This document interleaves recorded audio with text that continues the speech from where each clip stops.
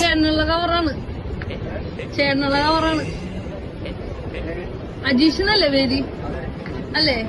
അപ്പൊ ചേട്ടനുള്ള കവറാണത്. Happy birthday to you. Thank you. നിങ്ങക്ക് എങ്ങനെ? എവിടെന്നായിരിക്കും? ഒരൈഡിയ ഇല്ല.